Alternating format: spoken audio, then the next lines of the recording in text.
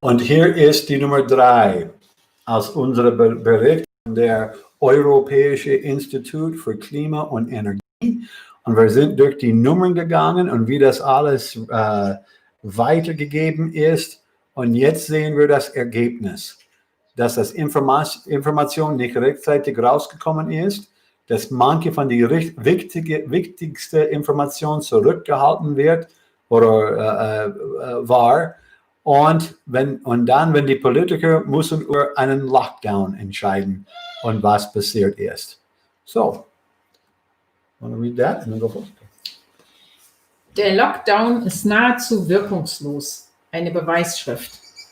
Dieses Muster lässt sich an allen Grafiken der täglich neu bestätigten Infektionen sowohl in allen Bundesländern Deutschlands als auch in den Kantonen der Schweiz und Staaten Europas bereits seit 6 Wochen so ablesen.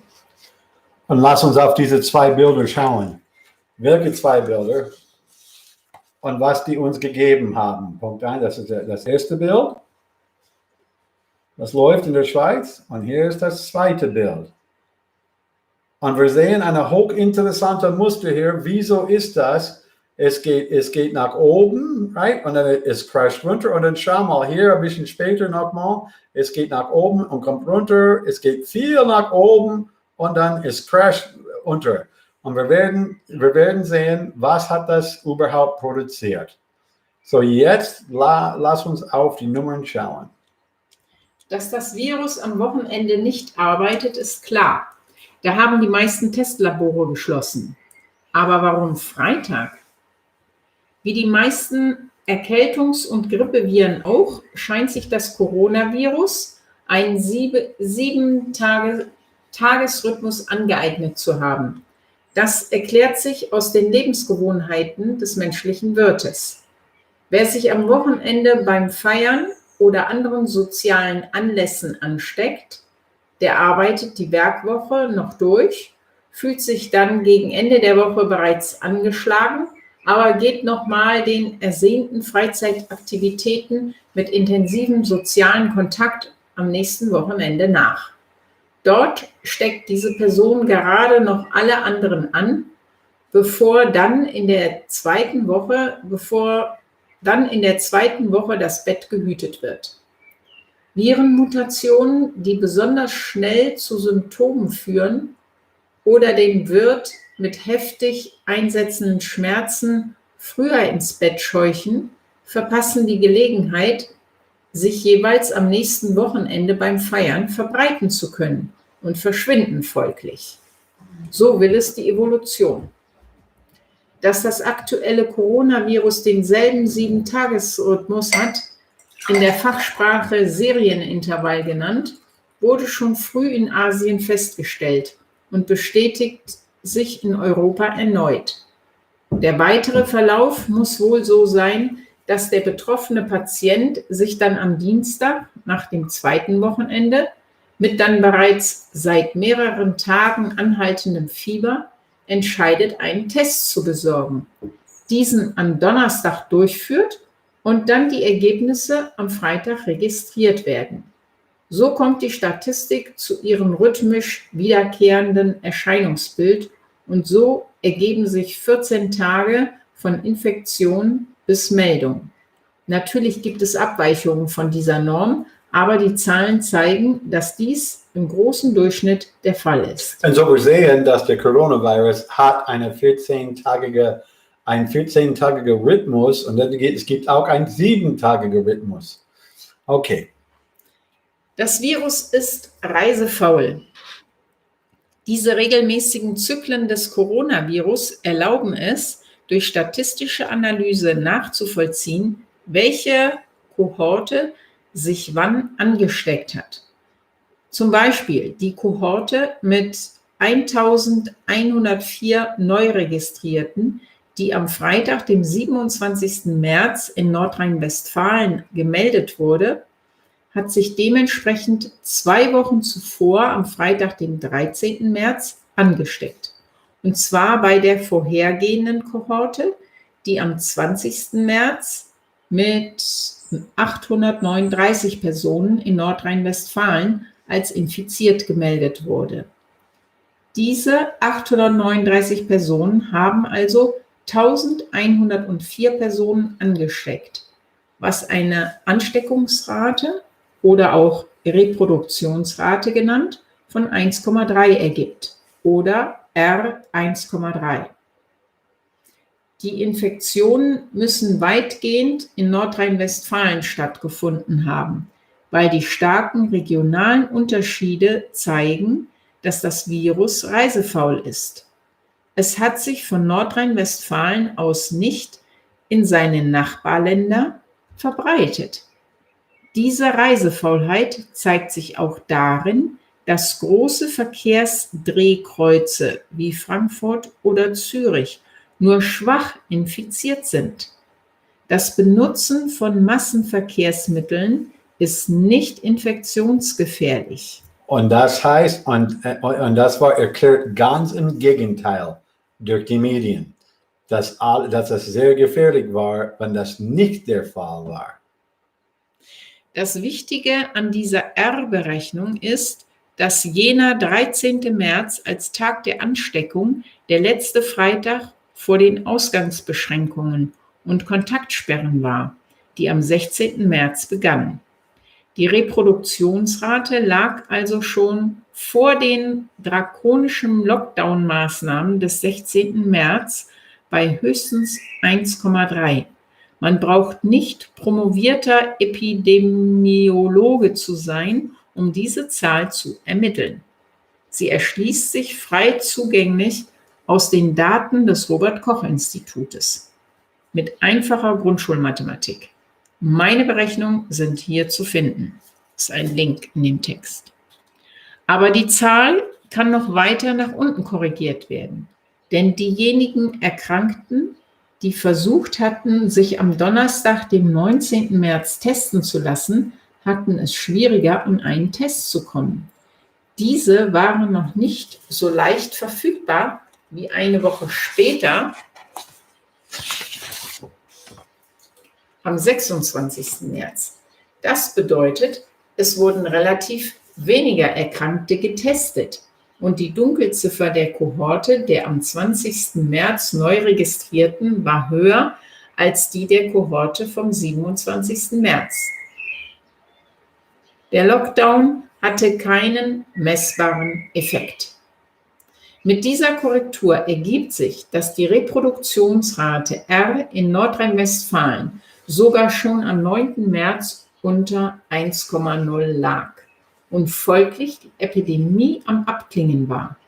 Dieselbe Rechnung für mehrere Bundesländer und alle Tageskohorten zeigt, wie das R bereits um den 10. März herum in Nordrhein-Westfalen, Rheinland-Pfalz, Hessen und Hamburg auf dem Wert 1,0 gefallen war.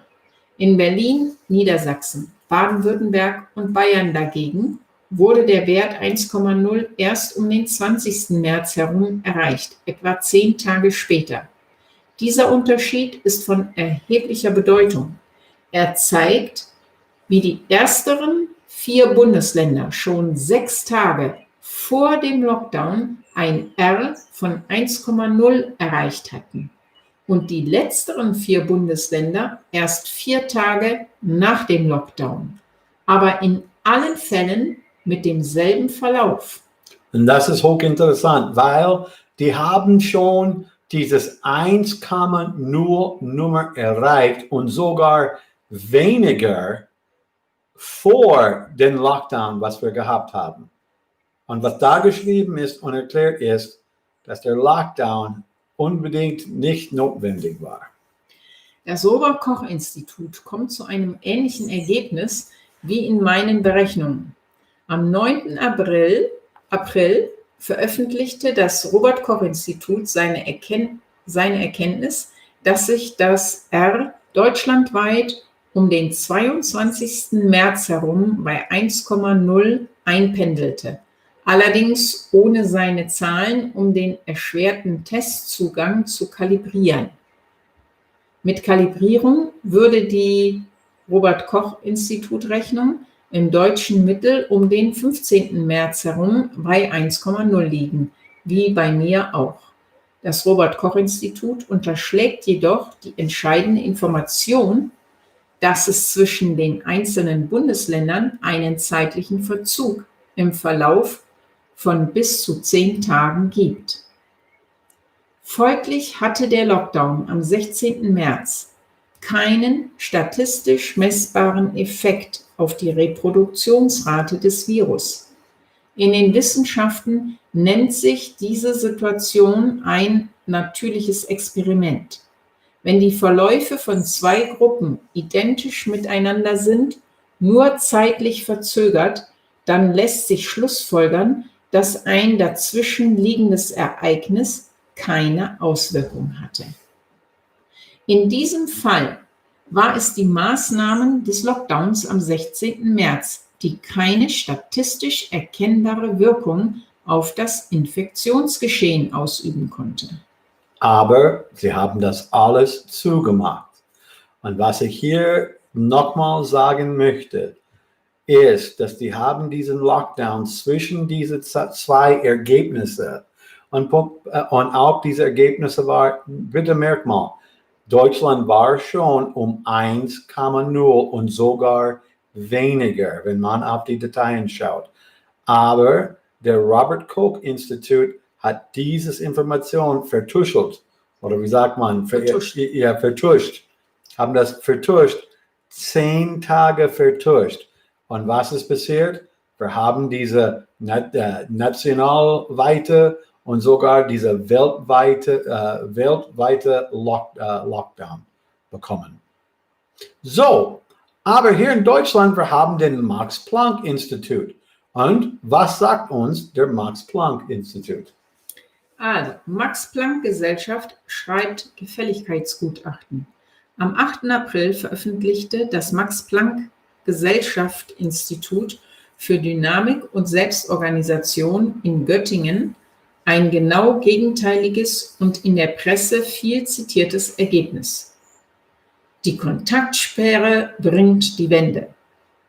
Wir sehen eine klare Wirkung der Kontaktsperre vom 22. März und natürlich den Beitrag von jeder einzelnen Person.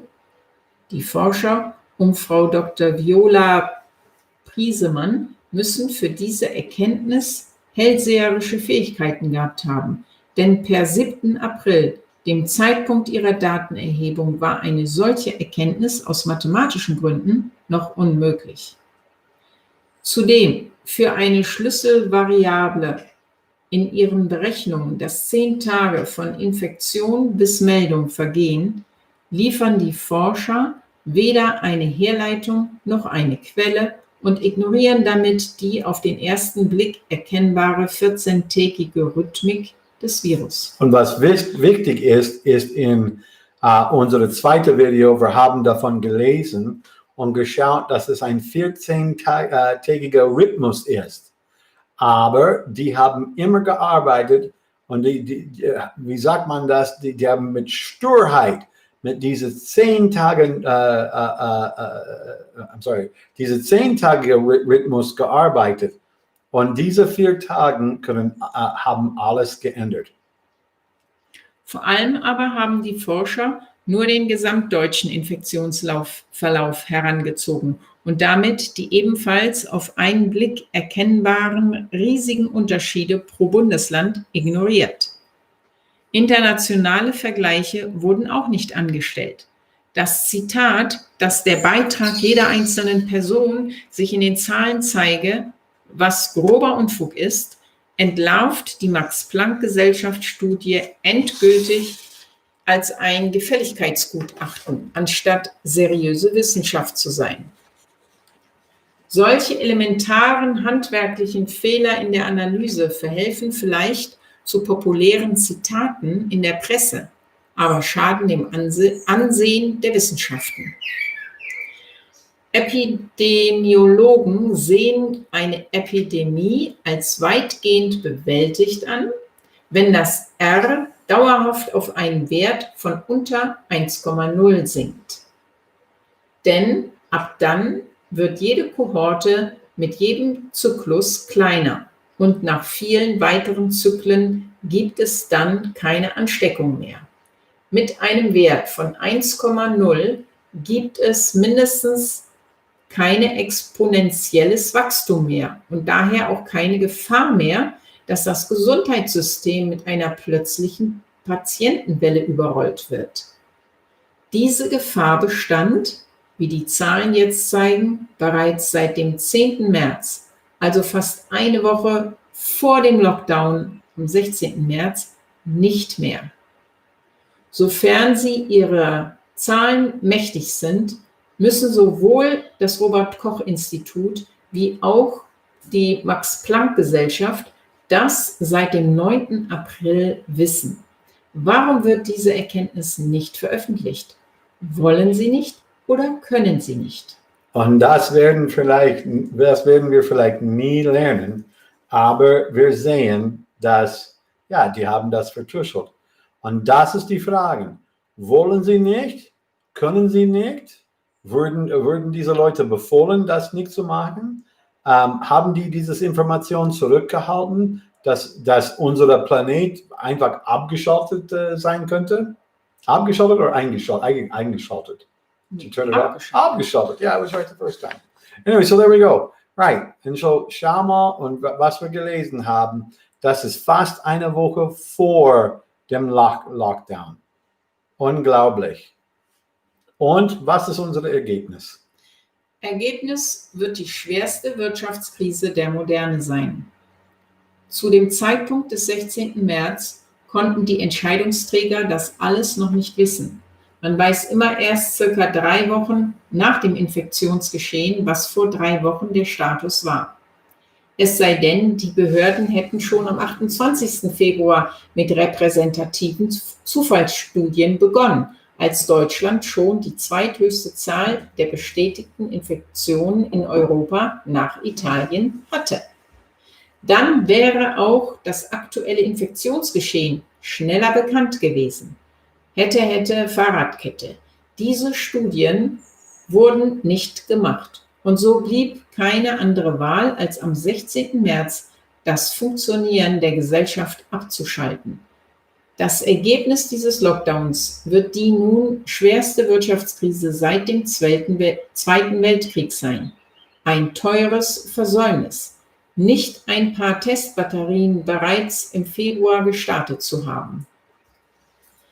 Immerhin, mittlerweile sind diese 3 Wochen seit dem 16. März vergangen. Jetzt sind Zahlen für alle ersichtlich, erkenntlich und verständlich verfügbar. Und die Zahlen sprechen eine eindeutige Sprache. Die Ausgangsbeschränkung und Kontaktsperre des Lockdowns sind nahezu wirkungslos. Die Neuinfektionsraten waren schon vorher ganz von alleine gesunken, ohne dass es den Lockdown des 16. März gebraucht hätte. Zudem liegt auch die Vermutung nahe, dass der Lockdown nicht einmal zur weiteren Reduktion der Reproduktionsrate beigetragen hat. Das R liegt in Deutschland in der 2. Aprilwoche bei etwa 0,7. Das wäre wahrscheinlich genauso von alleine passiert wie das Sinken auf 1,0. Bereits in der ersten Märzhälfte in Nordrhein-Westfalen. Italien befindet sich bereits in der 6. Woche eines noch rabiateren Lockdowns der Gesellschaft. Und trotzdem ist das R an Ostern immer noch bei 0,8 höher als in Deutschland. Die Schweiz, die ein etwas lockeres Regime als Deutschland fährt, verbucht ein R von 0,6 und die ebenfalls etwas lockeren Niederlande wiederum ein R von 1,0. Offensichtlich sind es andere Faktoren als ein Lockdown, die zu einer niedrigen Reproduktionsrate führen. Okay, so, wow, und so das haben wir alles gesehen hier. Und ja, ich glaube, das ist echt, wir sagen auf Englisch sobering, das ist manchmal nüchtern da. Und dass diese Raten, diese R-Werte, und die nennen diese R-Werte immer in den Medien und sowas. Und wir haben schon geh auf bild.de und schau mal das R-Werte für die längste Zeit. Es war ständig unter dieses 1,0. Und sobald dieses Nummer unter 1,0 geht, dann die Leute mit ihrer eigenen Sprache haben gesagt, dann ist der Virus bewältigt. Ja? Besiegt, bewältigt, ja, besiegt. Okay, aber wir haben das so schon seit Monaten hier. Okay, und so wir sehen, was los ist. Und so, was wir gelesen haben aus der Europäischen Institut für Klima und Energie und übrigens YouTube, wir machen das als eine Kritik und als eine Beurteilung von einem Artikel. Das ist, was wir machen hier. Und das ist hochinteressant, wie das alles vertuschelt war. Und irgendetwas, wir sagen manchmal, etwas stinkt in Dänemark. Something doesn't go right here. So, Becker Girl, hast du irgendetwas dazu zu sagen? No, ganz und gar nicht. Sie hat gerade eben gelesen. Sie sagte, ich habe alles gelesen. Oder eine Meinung dazu. Ja, so, sie sollte eine haben. So, aber letztendlich möchten wir auch noch mal sagen, dass der Covid-19 ist äußerst gefährlich. Okay, wir nehmen das nicht leicht. Es kann, wo es ist, sehr ansteckbar sein. Für manche Leute ist es sehr tödlich. Ich habe nur für ein paar Tage eine 44-jährige gesunde Arzt von diesem Arzt gehört und das hat ihn irgendwie erwischt. Und er landete unter einer Doppelpneumonie. Aber in Russland sagen die Leute, no, die Leute sterben nur von einer Lungenentzündung. Und so, und das hat er gehabt. Es war sehr ernst. Er war auch ins Krankenhaus, aber Gott sei Dank, er hat das überlebt. Er brauchte keinen Ventilator und es geht ihm gut. Er ist zurück bei der Arbeit, okay? Innerhalb von ein paar Wochen. Okay? Aber was nicht richtig ist, dass es gibt ein Covid-19. Aber andere Herrschaften, andere Mächte, andere irgendwas benutzen das als eine Ausrede für eine Ideologie, für eine Agenda, für einen Plan. Wir haben das auch gesehen, den Wirtschaft runterzufahren. Und so wenn Biker Girl das nochmal lesen kann, hier am Ende, wir machen das für YouTube, für die ärztliche Gesellschaft und alles. Ja, wir nehmen das ernst, wir nehmen das doch ernst. Aber die nahmen eine ernsthafte Geschichte und die haben es umgewickelt mit Täuschung und Lüge. Und so, wir lesen dieses letzte Teil hier und dann machen wir los. Den Abschnitt? Ja, den Abschnitt bitte. Covid-19 ist äußerst gefährlich. Damit soll auf keinen Fall diese Krankheit verharmlost werden. Ganz im Gegenteil, Covid-19 ist äußerst gefährlich. Am 9. April wurden die ersten Zwischenergebnisse der Heinsberg-Studie von Professor Hendrik Streeck der Universität Bonn vorgestellt. Dort zeigt sich zum ersten Mal repräsentativ, dass die Sterberate unter den Infizierten zwischen 0,29 und 0,37% liegt. Das ist 3- bis 4-mal höher als bei einer saisonalen Grippe und doppelt so hoch wie bei einer schweren Grippe. Außerdem ist die Verbreitungsrate sehr viel höher als bei einer Grippe. Es scheint keinerlei Immunität in der Bevölkerung gegen Covid-19 zu geben. Rechnet man diese Werte auf die Bevölkerung hoch, dann würde es im Infektionsverlauf zu vielleicht 200.000 Todesfällen in Deutschland aufgrund von Covid-19 kommen. 10-mal mehr als bei einer saisonalen Grippeepidemie. Das ist eine unakzeptable hohe Zahl. Genau, das ist eine unakzeptabel hohe Zahl.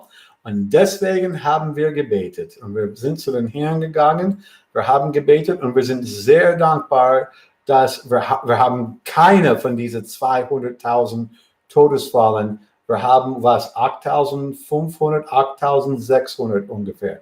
Das ist der Nummer ungefähr hier. Und so wir sind sehr dankbar zu Gott, Es gibt zahllose Christen, die gebetet haben rund um diese Welt. Und das ist auch irgendetwas. Und Leute, es gibt doch diese Mathematik und wie das Mathematik alles funktioniert. Und die Leute sagen, ja, der Mathematik ist die Realität und so muss es sein. Aber irgendwas anderes ist passiert. Und was ist das? Ja, ich glaube, Leute haben gebetet und ich glaube auch, dass unser Vater im Himmel sagte, nein, hier aber nichts weiter. Es hätte sein sollen. Wir haben auch gesehen, dass durch die Mathematik, wir haben vielleicht 600.000 infizierte Leute in Nordrhein-Westfalen, aber hör mal zu, aber nur 34.000 gemeldete Fälle. Das ist ein Unterschied. Und so lesen wir in der Zeitung oder lesen wir in das Internet, ach ja, es gibt 34.000 Fälle und dann werden wir schockiert. Denn eigentlich die echte Nummer könnte mehr sein, 600.000 Fälle sein. So, wir beten immer weiter für die Wahrheit über diese ganze Coronavirus, was passiert ist.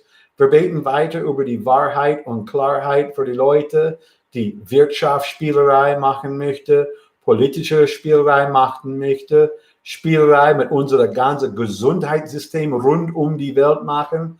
Und es ist aber wahr, ist, dass eine bestimmte Gruppe von Leuten waren sehr anfällig für diese Coronavirus. Und viele Leute sind davon gestorben. Und so das müssen wir anschauen. Heute Abend, als wir das aufnehmen, die Nummern von gemeldete aktive Corona-Fälle in Deutschland ist 4.500 Fälle. Und so, ja, so Amen. Es gibt viele, der Rede ist auch jetzt von einer zweiten Welle, Angstmacherei, okay, und es tut mir leid. Zwei Leute oder zwei infizierte Leute, das macht keine Pandemie, ja, oder das sollte keine Panik aufregen. In Arkansas, Lake of the Ozarks, über 30.000 Menschen haben geurlaubt da in den Ozarks. Und die haben gefürchtet von einer Masse Krankheitswelle und eine riesige Todeszahl da. Und weißt du was? 2 Leute sind wie sagt man, erkrankt, sagen wir? Erkrankt. 2 Leute sind erkrankt. 2 Leute aus ungefähr 20.000, 30.000 Menschen. 2 Leute. Und es gab diese Haufen von Leuten. Hochinteressant. Wir hören keine Zahl von diesen Aufstand, diese Aufruhr, die Riots in Amerika oder diese Demonstrationen in Europa oder in Amerika oder rund um die Welt. Wir hören irgendwie, das ist eine Corona-Free-Zone, wenn man bei der Antifa ist oder Black Lives Matter oder vielleicht wenn man einen Molotow-Cocktail wirft, hat man eine gewisse Immunität. Aber nichts ist von der Rede. Aber unser Präsident in den Vereinigten Staaten, er wird ein Rallye haben. Ja, das machen Politiker normalerweise in einem Wahljahr, ja. Und ja, das machen Leute. Aber jetzt ist die riesige Bedrohung, dass es wird viele kranke Leute geben, dass es ihnen egal ist, ob die Leute sich selber erkranken wird. Aber weißt du was? Wir haben viel mehr Leute bei diesen Demonstrationen. Wir hatten viel mehr Leute in der Land of the Ozarks, diese Seen da in Arkansas. Ja, und weißt du was? 2 Leute. So sei nicht erschrocken. Ich habe das mehrmals gehört. Schon mehrmals gehört. 2 Leute hier, 2 Leute da, die echt erkrankt sind. Es gibt viele von diesen infizierten Nummern, ja, mit Antibodies oder was weiß ich, ja, und wer weiß, viele False Positives. So, hey, lass uns weiter dagegen beten.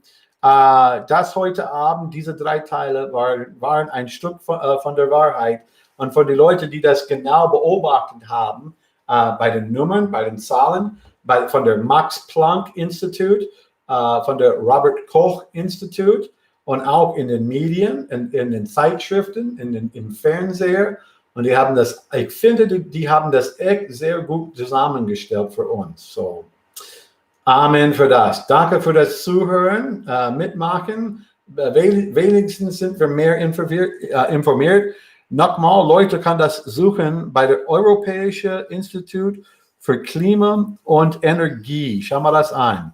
Und das ist www.eike.klima-energie.eu. Sollte da sein, da könnte man das finden. Die haben das alles recherchiert, nachgeforscht.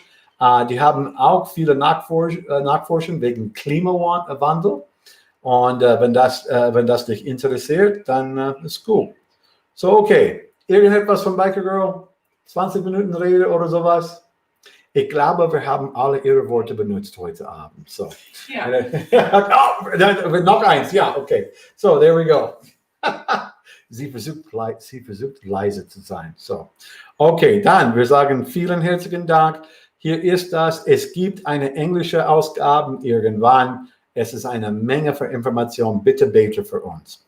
Dankeschön. Hey, wenn Sie uns unterstützen möchten, das kann man machen bei paypal.me/Elvis Newhart. Das kann man, das ist immer gern genommen. Und so, wir hören uns nochmal. Entweder bei Tuesdays with Elvis oder sonntags 11:30 Uhr Central European Time. Okay? Praise the Lord. So this has been Pastor Elvis Newhart and Biker Girl. Wir bedanken uns. Der Herr segne euch.